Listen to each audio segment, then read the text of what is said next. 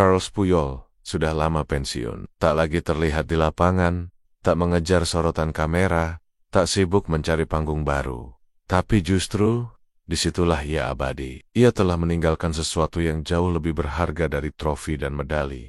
Ia meninggalkan warisan karakter. Dunia sepak bola mungkin akan terus berubah semakin cepat, semakin keras, semakin berisik. Tapi nama Puyol akan selalu dikenang sebagai kapten yang berdiri paling depan saat tim diserang. Dan sebagai tembok terakhir yang tak pernah runtuh, meski dunia berguncang. Karena dalam sepak bola, yang sejati bukan yang paling bersinar, tapi yang paling bertahan dan tetap setia pada prinsip hidupnya. Dan Carles Puyol adalah salah satu dari yang paling sejati itu. Di dunia sepak bola, kita sering terkesima oleh kilau mega bintang. Mereka yang mencetak gol spektakuler, merayakan dengan gaya ikonik, dan menjadi wajah dari berbagai merek ternama. Tapi, di balik panggung megah itu, ada sosok yang tak pernah mengejar sorotan. Seorang pejuang senyap yang menjadi fondasi dari tim terbaik yang pernah ada, Barcelona dan timnas Spanyol. Ia bukan pencetak gol, bukan playmaker, bukan pemain yang gemar selebrasi, tapi ia adalah jiwa dari pertahanan dan semangat dari ruang ganti. Inilah kisah Carles Puyol, kapten sejati dari generasi emas. Carles Puyol lahir pada 13 April tahun 1978 di La Pobla de Segur, sebuah desa kecil di wilayah pegunungan Catalunya. Sekitar 3 jam dari hiruk-pikuk kota Barcelona. Tidak ada stadion megah di sana. Tidak ada fasilitas latihan canggih. Tapi di sanalah Puyol tumbuh dalam kesederhanaan dan kerasnya alam. Sejak kecil, Puyol sudah mencintai sepak bola. Tapi berbeda dengan para legenda lain yang disebut-sebut punya bakat luar biasa sejak belia. Puyol tidak begitu. Ia hanyalah anak biasa dengan kemampuan yang rata-rata. Bahkan, pada awalnya ia bermain sebagai kiper. Namun karena mengalami cedera bahu, ia berpindah posisi menjadi striker. Lalu, pelatih memindahkannya lagi ke lini tengah. Dan akhirnya, ia diturunkan ke posisi yang akan menjadi rumahnya seumur hidup bek. Puyol tidak pernah menolak. Ia hanya ingin bermain sepak bola. Dimanapun, asal tetap bermain. Seperti banyak anak-anak di Catalunya, Puyol memimpikan bermain untuk Barcelona. Tapi, impian itu tidak mudah. Para pemandu bakat La Masia memang sering menyisir desa-desa untuk mencari talenta. Namun Puyol tak pernah terpilih. Bukan melalui pintu besar, melainkan hanya secuil celah.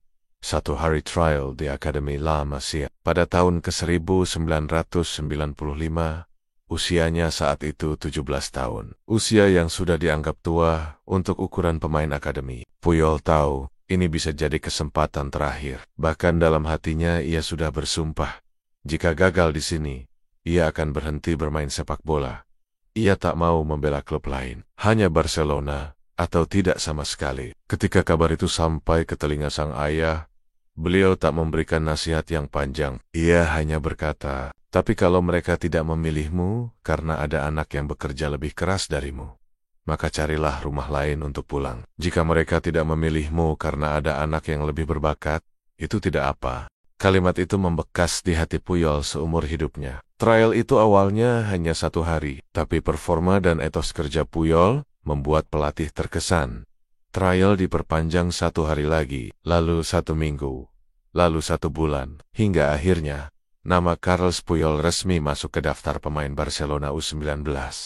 Namun, ini baru permulaan. Puyol memang berhasil masuk akademi, tapi perjuangannya untuk bisa menembus tim utama Barcelona masih panjang dan menyakitkan. Pada 1998, saat Puyol bermain reguler di Barcelona B sebagai bek kanan, Louis van Gaal datang sebagai pelatih utama. Tapi alih-alih memberi kesempatan, Van Gaal justru menerima tawaran dari klub kecil Malaga yang ingin meminjam Puyol. Artinya jelas, Puyol tidak masuk dalam rencana utama Van Gaal. Satu-satunya alasan Puyol bertahan adalah karena rekan satu angkatannya, Xavi Hernandez, baru saja dipromosikan ke tim utama, ke Xavi Biza. Maka ia yakin suatu hari nanti ia juga akan mendapat kesempatan. Van Gaal bahkan pernah menghina Puyol secara tidak langsung, menyebut rambut panjangnya seperti orang yang tidak mampu membayar tukang cukur. Tapi Puyol tidak menanggapi dengan marah. Ia menjawab semuanya lewat kerja keras. Dan akhirnya, pada 2 Oktober tahun 1999, di usia 21 tahun, Puyol menjalani debut resminya bersama tim utama Barcelona. Lawannya saat itu Real Valladolid. Ia masuk sebagai pemain pengganti dan tampil solid. Namun, jalan masih terjal. Pada awalnya, Puyol hanya menjadi ban serep dari Michael Reiziger, bek kanan, andalan Van Gaal, asal Belanda. Tapi semua berubah saat momen El Clasico datang. Saat itu, terjadi momen bersejarah. Luis Figo, mantan bintang Barcelona, pindah ke Real Madrid dan dianggap sebagai pengkhianat oleh fans. Dalam laga El Clasico pertama setelah pengkhianatan itu, Van Gaal meminta Puyol menjaga Figo, dan Puyol tidak menyia-nyiakan kesempatan itu. Ia menghentikan pergerakan Figo dengan luar biasa dan memastikan Real Madrid pulang tanpa gol. Sejak saat itu, nama Puyol mulai dikenal. Fans Barcelona mulai jatuh cinta pada gaya bermainnya. Tanpa kompromi, tanpa banyak gaya, tapi selalu habis-habisan. Ketika Frank Rijkaard datang menggantikan Van Gaal, masa depan Puyol berubah. Ia tidak hanya menjadi pilihan utama di lini belakang, tapi juga diangkat menjadi kapten Barcelona setelah pensiunnya Luis Enrique. Banyak yang menyangka Xavi atau pemain lain yang lebih flamboyan akan menjadi kapten, tapi justru Puyol yang pendiam, keras kepala, tapi penuh integritas yang dipilih. Dan ternyata keputusan itu tepat. Puyol menjadi kapten yang dihormati bahkan oleh pemain-pemain besar seperti Ronaldinho. Dalam satu laga melawan Mallorca, ketika Puyol ditampar pemain lawan, ia tidak membalas. Ia justru melindungi pemain yang menamparnya dari amukan Ronaldinho. Inilah Puyol, tegas, tenang, pemimpin sejati. Tahun 2008 menjadi titik perubahan. Pep Guardiola diangkat menjadi pelatih utama Barcelona dan membentuk era keemasan dengan filosofi tiki-taka. Barcelona meraih sextuple 6 trofi dalam satu musim La Liga, Copa del Rey, Liga Champions, Supercopa de España, UEFA Super Cup,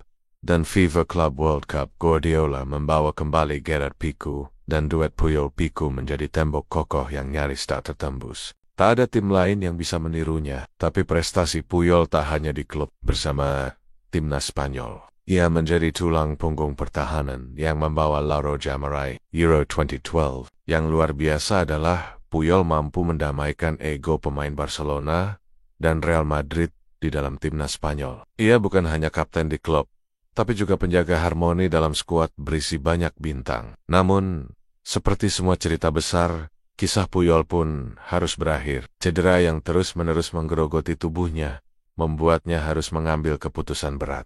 Pada musim 2013-14, Puyol memutuskan pensiun lebih awal.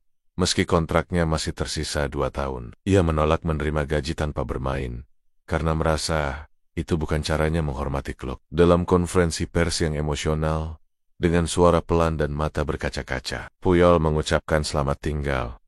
Tubuhku tak lagi mampu mengikuti keinginanku, tapi hati dan jiwaku akan selalu bersama Barcelona. Carles Puyol tidak memiliki statistik yang mencolok. Ia bukan pencetak gol terbanyak, bukan peraih Ballon d'Or, bukan sosok flamboyan. Tapi dalam sejarah Barcelona dan Spanyol, namanya akan selalu berdiri di antara yang terbesar. Ia adalah simbol dari kerja keras, loyalitas, dan kepemimpinan sejati. Di era di mana banyak pemain mengejar sorotan, Puyol memilih menjadi bayangan yang menopang semua kejayaan. Dan karena itulah, mungkin benar kata Gerard Pique the next pile. Itu tidak akan pernah ada lagi pemain seperti dia, karena legenda sejati hanya satu kali lahir dalam satu generasi. Dan Carles Puyol adalah legenda itu.